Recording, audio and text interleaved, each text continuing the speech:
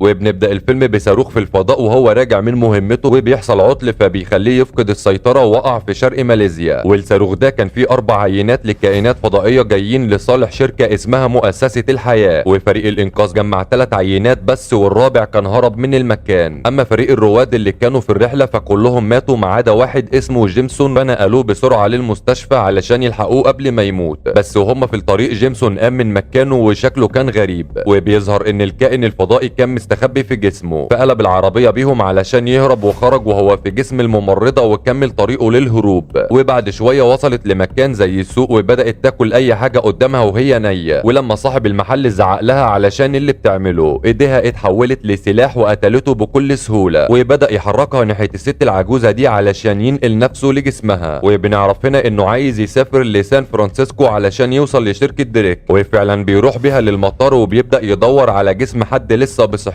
علشان يكمل بيه، فبيلاقي بنت صغيرة داخلة الحمام ودخل وراها علشان يدخل جسمها. والتاني يوم الصبح بنتعرف على ايدي بروك وحبيبته اني وهي بتصحيه من النوم علشان شغله، وايدي شغال مراسل صحفي واني محامية في شركة دريك. ولما بيروح الشغل عرف من المدير بتاعه انه هيعمل لقاء مع دريك صاحب شركة مؤسسة الحياة، والواضح ان دريك هو اللي طالب يعمل اللقاء ده علشان يعرف الناس ان الصواريخ بتاعته امان، وان الحادثة اللي حصلت دي كانت حالة استثنائية ومش هتحصل تاني. بس ايدي ما كانش عاجبه ان المدير بتاعه عايزه يتكلم عن الصواريخ بس وما يدخلش في تفاصيل تخص التجارب بتاعته. وبالليل بيشوف اللاب بتاع اني مفتوح قدامه وجات لها رسالة من الشركة، ومضمون الرسالة عن الضحايا اللي ماتوا في رحلة الفضاء وكمان عن البشر اللي بيستخدمهم في تجارب الشركة بالاسماء بتاعتهم. فتاني يوم بيروح لدريك وبدأ معاه اللقاء الصحفي عن الصواريخ زي ما المدير طلب منه، بس ما قدرش يمسك نفسه وسأله عن الناس الكتير اللي ماتت بسبب التجارب بتاعته. فدريك نفى كلامه وقال ان كل ده مجرد اشاعات على النت. ولما ايدي بدأ يقول له اسماء الناس اللي ماتت بسببه اتعصب منه وطرده من الشركة، وايدي اتفاجئ انه اترفد من شغله بسبب مكالمة دريك للمدير بتاعه. فبيروح لاني الشغل وبيعرف ان هي كمان اترفدت من الشغل، فقررت انها تنفصل عنه وسابت له الخاتم بتاعه ومشت. وبعد 6 شهور بنشوف دريك ودورا وهما بيعملوا اقتران لكائن فضائي مع ارنب، والتجربة بتاعتهم نجحت والكائن تعايش مع جسم الارنب بشكل طبيعي، فطلب منها تعمل نفس التجربة على البشر برغم انها ما كانتش موافقة. بس لما سألها عن عيالها بطريقة كان واضح فيها انه بيهددها وافقت وهي ساكتة. وايدي كان في ماركت وشاف واحد معاه سلاح وهو بيحاول يسرق فلوس من صاحبة المكان، بس كان واضح ان ايدي جبان وما قدرش يساعدها. ودريك جاب شاب علشان يبدأ عليه التجربة بتاعته ودخله المختبر وقفل عليه الباب وفتح البوكس اللي في الكائن الفضائي وطلع على جسم اسحاق لحد ما اختفى جوه جسمه. بس دقيقة بالظبط واسحاق بدأ يعمل حركات غريبة بجسمه وكان بيتعذب لحد ما مات، والكائن خرج من جسمه بعدها. ودورا بتتفاجئ ان دريك طلب منهم يجيبوا المتطوع اللي بعديه ومش شاغل باله باللي مات، فراحت تقابل ايدي علشان تطلب منه المساعدة ويوقفوا اللي دريك بيعمله، وبتعرفوا ان كلامه كله صح وان دريك بيستخدم البشر في تجارب غير شرعية. لكن ايدي ما كانش مهتم لكلامها وعرفها انه خسر كل حاجة بسبب الراجل ده، فما عندهوش استعداد يدخل معاه في اي مشكلة تانية، وقال لها تروح تبلغ الشرطة وسابها ومشى. بس بعد شوية كان رجع في كلامه وكلمها علشان يقابلها، فخبته في عربيتها ودخلت الشركة وبتعرفوا انهم اكتشفوا كوكب عليه ملايين من الكائنات الفضائية، وان دريك بيحاول يعمل دمج بين الكائنات دي مع البشر علشان يقدروا يعيشوا في الكوكب بتاعهم. بس حارس الامن بيقرب منهم فدخلته يستخبى في المختبر، وايدي كان بيصور التجارب اللي جوه المختبر واتفاجئ بواحدة يعرفها اسمها ماريا وطلبت منه المساعدة، فكسر الباب علشان يخرجها بس هي هجمت عليه ونقلت الكائن اللي جواها لجسمه. والانذار اشتغل في المكان واتفاجئ ان عنده قوة خارقة قدر يهرب بيها من الحراس، وكسر الباب الحديد بكل سهولة وهرب من الشركة قبل ما يمسكوه. وهو في الغابة كسر شجرة نصين وقع على الارض، بس فينوم قومه تاني وقال له يتحرك بسرعة. ولما كلهم حاصروه اتفاجئوا انه اختفى مرة واحدة وبيكون نط فوق الشجرة. واول ما روح البيت بدأ ياكل اي حاجة قدامه بطريقة همجية وعينه لونها اتغير. وبعدها راح لاني، واني بتلاحظ انه مش طبيعي وان حرارة جسمه عالية جدا، وبدأ يتصرف تصرفات مش طبيعية قدام الناس والكل استغرب منه. وراح لحوض السمك بتاع المطعم ونزل فيه بهدومه ومسك استاكوزا حية من الحوض وكلها. فدان خطيب اني خده المستشفى علشان يكشف عليه وبيشغل جهاز الرنين علشان يشخص حالته، لكن ده اثر عليه بسبب فينوم وجات له تشنج جاز. فدان قفل الجهاز بسرعة وراح علشان يطمن عليه، وكان بيعتقد انه بيخاف من الاماكن الاماكن المقفولة. ودريك عرف ان دورا هي الخاين اللي بسببها الكائن هرب من المختبر، فحاول يعرف منها الشخص اللي دخل الشركة علشان يرجعوا الكائن. وبمجرد ما قالت له ايدي بروك اتضايق منها اكتر وطلع من المختبر وفتح بوكس فيه كائن علشان يعمل عليها تجربة زي غيرها. وان بتكلم ايدي وبتعرفه انه مصاب بطفيل هو السبب في ارتفاع حرارة جسمه. ودان بيقول له هكتب لك على شوية ادوية هتاخدها وهتبقى كويس. بس فينوم بيرد عليه وبيقول له ان ده مش هيحصل. فايدي بيقول له اسكت، وان افتكرت انه بيقول لدان، بس ايدي بيعرفهم انه بيكلم حد تاني وقفل معاهم السكة. فراح لجاره علشان يوطي الصوت شوية، ولما رفض انه يوطي الصوت ايدي اتحول فخاف منه وقال له حاضر. ورجالة دريك راحوا له البيت علشان يقبضوا عليه ورفعوا عليه اسلحتهم. فايدي رفع ايده علشان ما يقتلهوش، لكن فينوم نزل ايديه وقال له ما تخليش شكلنا وحش. وكل ما ايدي يرفع ايديه كان فينوم بينزلها التاني. واول ما ضربوه بصاعق الكهرباء فينوم بدأ يقتل فيهم واحد ورا التاني لحد ما خلص عليهم كلهم. ففينوم خلاه ينط من الشباك لشقة تحتيه علشان محدش يقتله. وطبعا دريك كان فرحان لما شاف الكائن منسجم مع جسم ايدي، فطلب منه يرجع الكائن في اسرع وقت قبل ما يهرب من جسمه. وايدي ركب موتوسيكل وبدأ يهرب من المكان، بس رجالة دريك كانوا وراه. وفي طيارات كتيرة بتراقبه في الجو وحاولوا يوقفوه، بس فينوم كان مساعده. وفينوم كان بيتحكم في الموتوسيكل بدل ايدي علشان يقدر يهرب منهم، لان ايدي مش هيعرف يتصرف زيه. والعربيات كانت وراهم، ففينوم زود السرعة لدرجة انهم طاروا في الجو. بس زي ما قلنا ان فينوم كان هو اللي سايق، فالموضوع كان تحت السيطرة. والواضح ان ايدي كان فرحان بالمغامرة اللي عايشها مع فينوم، لانهم كده بيكملوا بعض. وكان في عربيتين جنبه وعايزين يوقفوه، ففينوم اتحكم فيهم وقلبهم. وايدي بيبص وراه علشان يشوف اللي حصل، بس اتفاجئ بعربية في وشه وخبط فيه ووقع. وهنا تريس افتكر انه خلاص قبض على ايدي، بس اتفاجئ انه بيتحول لفينوم وقام تاني من على الارض وهجم على واحد بعد ما ضربه بالرصاص وكل راسه. والشرطة وصلت للمكان فهرب قبل ما يقبضوا عليه ونط في المية. وكان بيعوم بسرعة رهيبة لحد ما وصل الجنب التاني في اقل من ثانية. وفينوم ظهر له علشان يعرفه بنفسه وطلب منه يتعاون معاه علشان يوصل لصاروخ من بتوع دريك مقابل انه يسيبه عايش. وادان طلب من اني انها تجيب ايدي للمعمل بسرعة، وبيقول لها ان التحاليل بتاعته مش طبيعية وفي حاجة خطيرة في جسمه. فبترن عليه علشان تعرف مكانه، بس هو قال لها ما تقربيش مني علشان خايف عليها من فينوم وقفل السكة. وراح للجريدة اللي كان شغال فيها علشان يسيب الصور اللي خدها من شركة دريك لصاحب الجريدة، بس موظف الامن ما كانش عايز يدخله علشان الوقت متأخر ومفيش اي حد في المكان. لكن فينوم كان شايف ان الموضوع سهل وقرر يطلعه الشركة بس بطريقته. فساب الدليل على المكتب ومعاه ورقة مكتوب عليها اعمل الصح. واول ما نزل وفتح الاسانسير اتفاجئ ان الشرطة في وشه وعددهم كبير، وطلبوا منه يسلم نفسه. وايدي حذرهم من اللي ممكن يحصل. ولما رفعوا الاقنعة بتاعتهم علشان يضربوا قنابل غاز في المكان، ايدي اتحول لفينوم وبدأ يهجم عليهم وقتلهم واحد ورا التاني، ومحدش كان عارف يضرب عليه رصاصة واحدة. وبعد ما خلص عليهم كلهم كانت اني وصلت له وشافت المنظر ده قدامها، فطلبت منه يركب معاها العربية علشان تروح بالمستشفى لدان وتعالجه. وطبعا هو مش عايز يركب علشان كان خايف عليها من فينوم، بس فينوم قال له اركب ما تخافش عليها علشان هو كمان بقى معجب بيها. وبيعرفها انه بيتكلم معاه طول الوقت. وفي الوقت ده كان دريك في الشركة لوحده، والبنت اللي معاها الكائن اللي كان هربان راحت له. ولما قرب منها علشان يعرف هي مين مسكته من رقبته علشان الكائن يتنقل لجسمه. ودان بيحاول يقنع ايدي انه يدخل المختبر علشان يشغل الترددات الصوتية ويطلع منه الكائن اللي جواه. ففينوم اتعصب وكان على وشك انه يقتله، بس ان شغلت الترددات في الوقت المناسب وفينوم بدأ يخرج من جسم ايدي. وايدي استغرب من شكله وكان بيتريق عليه ومشى من المكان بسرعة قبل ما يدخل جسمه تاني. بس فينوم هرب من فتحة التهوية اللي في السقف ووصل لغرفة تانية كان فيها كلب صغير ودخل جسمه. ورجال دريك وصلوا وضربوه بصاعق الكهرباء وخدوه معاهم. ودريك كان لسه عايش برغم ان الكائن دخل جسمه وبيحاول يعرف مكان فينوم من ايدي. وفجأة اتحول لكائن زي فينوم بس ده اسمه ريوت، وسأل ايدي عن مكان فينوم وهو متعصب. وبعدها ريوت بيعرف دريك انه معاه جيش كامل في الكوكب بتاعه وعايز مساعدته علشان يبعت يجيبهم لكوكب الارض. وتريس بياخد ايدي للغابة علشان يقتله بما ان الكائن مش في جسمه، بس فينوم كان وصل لهم وقتل رجالته واحد ورا التاني. وبنتفاجئ ان فينوم استخدم جسم اني علشان يوصل لايدي وينقذه ويدخل جسمه تاني. وبيعرف ايدي ان ريوت اللي مع دريك هو القائد بتاعهم، ودريك كان جاهز الصاروخ اللي هيطلع بيه لكوكب ريوت علشان يجيب باقي الجيش بتاعه. وقبل ما العد التنازلي يخلص قتل كل العمال بتوع المكان علشان ما حدش فيهم يفضح امره قدام الناس. وفينوم بيعرف ايدي ان ريوت قوي جدا وصعب انهم يهزموه، ومع ذلك راح وراه علشان يوقفه قبل ما يركب الصاروخ، فبتبدا بينهم معركه قويه والمفروض ان ريت هو اللي هيكسبها. وايدي صدق فينوم لما قال له انه اقوى منهم بكتير من اول ضربه ضربها لهم، وقدر انه يمسك فينوم ويسحبه من جسم ايدي، وكان على وشك انه ياكله علشان يخلص منه، بس ايدي نط واندمج معاه تاني على اخر لحظه والمعركه اشتغلت. بس ان كانت وصلت للشركه وبدات تشغل الترددات الصوتيه علشان ريت يخرج من جسم دريك، فايدي ودريك وقعوا على الارض وبداوا يضربوا بعض لحد ما ايدي اتغلب على دريك. بس دريك شاف ريت وهو بيقرب منه وايدي وقعه من فوق المبنى وافتكر انه كده قتله، وقبل ما يهرب اتفاجئ ان ريت قتله من ظهره وجرى بسرعه علشان يلحق الصاروخ. وفينوم وصل لايدي واندمج معاه تاني علشان يوقف الصاروخ قبل ما يطلع من الارض، بعدها دمر الصاروخ وهو بيطير، والصاروخ بيتفجر بدريك وريت، وفينوم بيطير في الجو بس النار اثرت عليه هو كمان وخرج من جسم ايدي. وبعد كام يوم بنشوف ايدي وهو قاعد مع ان وبيعرفها انه رجع يشتغل تاني في المجله، والمفروض ان فينوم مات في الانفجار وهي عارفه كده. بس لاحظت ان ايدي بيرد على نفسه كانه بيكلم فينوم وبتساله هو لسه معاه ولا لا، لكن ايدي ما ردش عليها وقال لها انه اتاخر وسابها ومشى. والراجل اللي بيجي كل يوم ياخد فلوس من الست صاحبه الماركت دخل تاني ورفع عليها المسدس، فايدي عرف فينوم انه شرير علشان يساعد الست ويخليه ما يجيش هنا تاني، وقرر ياكله علشان يسد جوعه.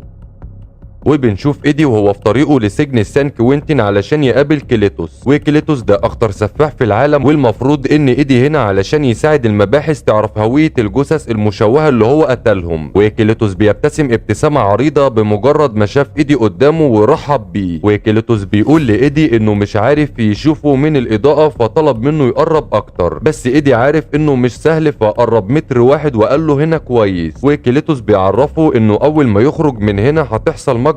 وبنرجع بالزمن لسنة 1996 في إصلاحية إستس في ولاية كاليفورنيا، وبنشوف فرانسيس وهي بتعرف كليتوس إن الدكتور شخص حالتها، وواضح جدا إنها خايفة وبتقول إنهم جايين ياخدوها وهيبعتوها مكان في ناس زيها عندهم نفس القدرات الخارقة. وفعلا خدوها، وفرانسيس بتصرخ بصوت عالي وبيخرج منها ترددات صوتية، فالعربية بتتقلب بيهم وموليجان ضربها بالرصاص، وبتفوق في مكان وبتلاقي ناس واقفين قدامها وبيرحبوا بيها في بيتها الجديد. وبنرجع للوقت الحاضر وبنشوف الحراس وهما بيدخلوا لها اكل وشرب، وبتقرا في الجرايد ان حبيبها كليتوس هيتحكم عليه بالاعدام، وبيظهر عليها الزعل اول ما عرفت كده لانها لسه بتحبه. وايدي بيطلب من المحقق موليجان انه يعفيه من مقابلته مع كليتوس، لكن المحقق بيعرفه انه طالبه بالاسم قبل ما يتعدم، فايدي بيوافق غصب عنه. بس فينوم بيظهر وكان عايز ياكل راس موليجان، لكن ايدي سحب فينوم على اخر لحظه ودخل بيه للحمام، وبيعرفه ان اللي عمله ده غلط وما ينفعش انه يظهر في الاماكن العامه تاني. والمحقق بيقرب من الباب علشان يسمعه هو كمان، بس ايدي كان صوته واطي، فايدي طلع للمحقق وهو متعصب وقال له انه موافق يقابل كليتوس، وبيعرفه انه مش طايقه. وكليتوس بيرحب بايدي للمره التانيه وبيقول له انه بيفكر فيه على طول، وبيعرض عليه سبق صحفي واعترافات خطيره تخليه اكبر صحفي في العالم، والمقابل انه هيكتب له رساله معينه في الجورنال هيقول فيها انا مش شايف غير الكاتدرائيه البعيده والملاك المكسور هو نصه التاني. وواضح جدا ان الرساله دي مكتوبه لفرانسيس حبيبته. وقبل ما ايدي يمشي فينوم طلب منه يقف قدام الحيطه اللي في وشه، وكليتوس كان راسم عليها شويه رسومات المفروض ان ملهاش معنى، بس فينوم حفظهم في دماغه. واول ما روح فينوم بدا يرسم كل اللي شافه في السجن، ورسم له جزيره على ورقه شفافه وفتح نفس الصوره على الكمبيوتر علشان يعرف مكان الجثث اللي مدفونه. وفعلا الشرطه بتروح وبتطلع الجثث من هناك، وبيتعمل معاه لقاء بسبب كده، والصحف والجرايد كلها بتكتب عن ايدي. وكليتوس اتعصب لما قرا الخبر لان كده حكم الاعدام هيتنفذ عليه على طول. وبالليل بنشوف فينوم وهو واخد حريته في الشقه وبيكلم ايدي، وبيحاول يوصل معاه لحل علشان ياخد حريته في العالم زيه بالظبط ويظهر للناس بشكله عادي. فايدي بيظهر وبيعرفوا ان الشرطه بتحقق في المشاكل اللي اتورطوا فيها قبل كده، ولو مسكوا عليهم غلطه واحده هياخدوهم للمنطقه 51. فايدي خد فينوم لمزرعه فراخ علشان ياكل راسهم ويسد جوعه، بس سمعوا صوت حرامي بيحاول يسرق شنطه من واحده ست، وفينوم بيشوف ان دي فرصه علشان ياكل راس الحرامي، بس ايدي اتعصب وامره يسيب الراجل عايش. وان بتطلب من ايدي انه يقابلها علشان عايزه تقول له حاجه مهمه، ولما بيقابلها بيتفاجئ انها هتتجوز الدكتور دان، وطبعا دي حاجه زعلته لانه لسه بيحبها. وفينوم بيعرفه انه هو اللي ضيعها من ايده، وان بتلاحظ ان ايدي مش مركز معاها فبتفهم ان فينوم لسه عايش جواه وبتسلم عليه.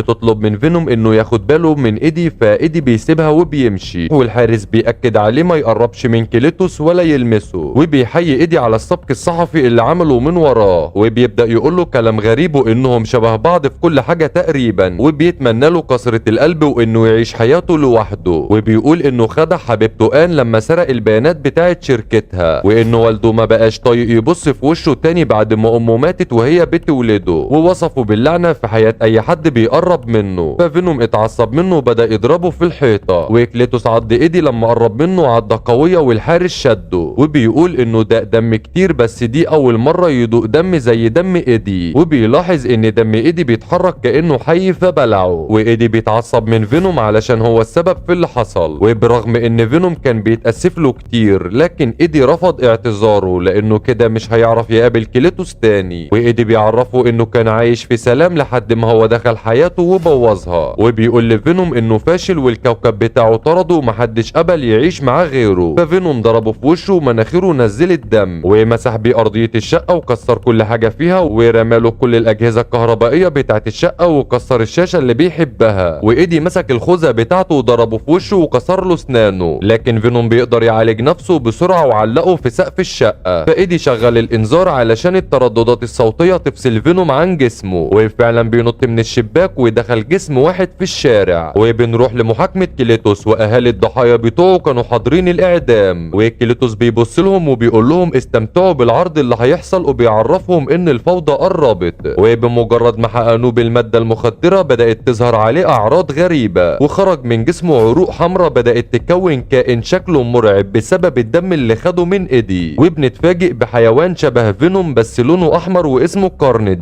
وبيبدأ يقتل في حراس السجن وهو خارج ومفيش رصاص بيأثر فيه، وبيكسر كل الزنزانات والمساجين بيهربوا من السجن وبيسقفوا له. بعدها بيعمل دوامة كبيرة وبيسحب المأمور اللي كان هينفذ عليه حكم الإعدام وقتله، وبيخرج من السجن وبيرجع لطبيعته تاني وهو بيودع السجن للأبد. وفينوم وصل لحفلة تنكرية والناس افتكرته شخص عادي بس متنكر وكان عاجبهم شكله، وبنشوف كليتوس بعد ما قتل واحد في الشارع علشان يتغذى عليه، وهو سايق العربية شاف كارنيج في المراية وبيعرف منه ان محدش هيقدر عليهم في كوكب الارض بعد ما يقتلوا فينوم. فكليتوس بيوعده انه هيوصله لفينوم بس الاول يساعده يرجع حاجة هو عايزها، وايدي وصل للشجرة اللي كليتوس كان راسمها ولقى عليها حروف منحوتة بتوع كليتوس وحرفين تانيين اف بي، فاتصل بموليجان علشان يعرفه بالحروف دي، وموليجان بيعرفه ان اف بي دي بنت اسمها فرانسيس باريسون، بس بيقول له انها ماتت من زمان وهو اللي قتلها بنفسه. والدكتورة بتعرف فرانسيس ان كليتوس هرب من السجن بس بتأكد عليها انه مستحيل يوصل لها، لكن كليتوس كتب لها على اللوحة انه موجود هنا، وفجأة بيظهر جوه الزنزانة عند فرانسيس وقتل الدكتورة، فبيكسر الزنزانة بتاعتها وهرب بيها من السجن وخلاها تسوق العربية اللي كان نفسها فيها، وعربيات الشرطة كانت وراهم لحد ما حصروهم. فكارنيج بدأ يضرب فيهم وظهر بنفسه علشان يخلص عليهم كلهم، وبتيجي طيارة فوقيه وما بيكونش عارف يدافع عن نفسه من كتر الرصاص، ففرانسيس بتحاول تساعده بالموجات الصوتية بتاعتها وعرفها ان ده غلط عليه ودمر الطيارة وهرب من المكان. وموليجان بيوصل السجن وواحد من المساجين بيقول له ان في وحوش في المكان، وبيشوف اسم فرانسيس على الزنزانة المتكسرة وبيعرف انها لسه عايشة، فبيستدعي ايدي للتحقيق وبيسأله اشمعنى هو الوحيد اللي كليتوس طلب يشوفه، وبيكون متأكد ان في سر ايدي يعرفه عن كليتوس بس مش عايز يقوله، بس مرضاش يرد على موليجان وطلب انه يقابل حبيبته آن، وبيعرفها انه اتسبب في مشكلة كبيرة وحلها هيكون صعب، وبيأكد لها انه ما ينفعش يقول للشرطة انهم بيطاردوا كائن فضائي علشان محدش هيصدقه، ويطلب منها تساعده وتجيب له فينوم لحد عنده. فبتروح لشين في الماركت وبتقول لها ان كليتوس معاه سيمبوت وهيقتل ايدي، وشين بترد عليها وبتعرفها ان هو اللي اختار يسيب فينوم وبتتكلم بعصبية، فآن بتشك ان فينوم هو اللي بيتكلم وفعلا بيكون في جسم شين، وآن قدرت تقنعه انه لازم ينقذ ايدي قبل ما كليتوس يوصل له. وآن بتروح لايدي ومعاها فينوم وبتهرب بيه من السجن، وموليجان بيسمع الصوت وبيتفاجئ ان الحيطة مكسورة وايدي هرب، وفرانسيس كانت بتدور على ايدي في شقته فشافت صورة آن وعرفت ان دي هتكون الطعم اللي هيجيبوا ايدي بيه، وبنشوفهم وهم بيبدأوا مراسم الزواج بتاعتهم، وبيكون معاهم موليجان وآن في الكنيسة والاتنين بيعبروا لبعض عن حبهم. بيتفاجئوا بفينوم داخل عليهم وبيسأل عن آن، وكارنيج بيظهر وبيهدد فينوم بالقتل، وفينوم فينوم خاف منه واختفى، وبيعرف ايدي ان ده سيمبوت خطير واقوى منه بكتير ومش هيقدر عليه، وايدي بيحاول يقنعه انه لازم يظهر وينقذ ان، فوعده انه هيسيبه ياكل راسهم لو ظهر وقتلهم. وفعلا فينوم ظهر وكارنيج جهز نفسه علشان يهجم عليه، بس فرانسيس صرخت والموجات اثرت على كارنيج فضربها. وهنا كليتوس بيتعصب من كارنيج علشان بيحب فرانسيس اكتر من نفسه، بس كارنيج قال له يخرس وبدا يهجم على فينوم، وفينوم كان قوي وبدا المعركه لصالحه وضرب كارنيج شويه حلوين، بس كارنيج اتعصب وضرب فينوم ضربه قويه وبعدها رشق جسمه بالسكاكين بتاعته، وبتجري ورا موليجان بعد ما هرب وضربته في كتفه قبل ما يطلب المساعده، وبتحاول تخلع عينه زي ما هو دمر عينها، بس فينوم كان ضرب كارنيج وبعده عنه، ودان رمى عليه بنزين وولع فيه. ففرانسيس بتسمع صوت كليتوس وراحت بسرعه علشان تنقذه، وجرس الكنيسه ضرب ففينوم وكارنيج خرجوا من جسمهم، وكليتوس اتغلب على ايدي وبدا يضربه في رجله بالمطرقه لحد ما كسر رجله، وفرانسيس كانت بتخنق موليجان وقتلته علشان تنتقم منه، وكارنيج بيظهر وبياخد ان وبيعرف ايدي انه هيقتلها، وفينوم بيقول لايدي انه مش هيعرف يتغلب عليه لانه اقوى منه، وفرانسيس بتطلب من كليتوس انه يوقف اللي كارنيج بيعمله، فكارنيج بيمسكها علشان يقتلها ويخلص من كلامها، وكليتوس مستحيل يوافق بالقرار ده، فبدا يمنع كارنيج انه يقتل حبيبته، وقبل ما ياكل ان فينوم نط عليه وضربه في راسه بالحديده، وان كانت هتقع بس انقذها على اخر لحظه، لكن كارنيج ضربه في رجله وطعنه في ظهره، فنزل ان للدان بسرعه علشان ينقذها، وكارنيج سيطر على فينوم وكان على وشك انه يقتله، بس فرانسيس فاقت وكانت هتصرخ، ففينوم ضربها في الجرس بتاع الكنيسه علشان كارنيج يخرج من كليتوس،